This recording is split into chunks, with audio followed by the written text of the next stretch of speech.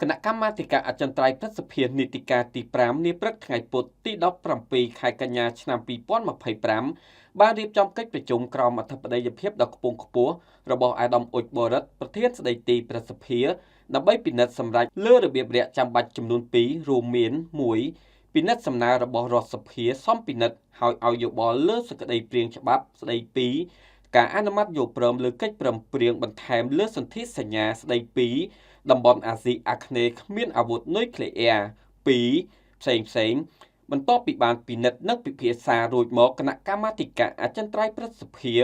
បានសម្រេចបញ្ជូនសេចក្តីព្រាងច្បាប់ស្តីពីការអនុម័តយោព្រមលើកិច្ចព្រមព្រៀងបន្ថែមទៅលើតំបន់អាស៊ីអាគ្នេយ៍គ្មានអាវុធនុយក្លេអ៊ែរទៅគណៈកម្មការមហាផ្ទៃការពារជាតិមុខងារសាធារណៈនិងកិច្ចការព្រំដែន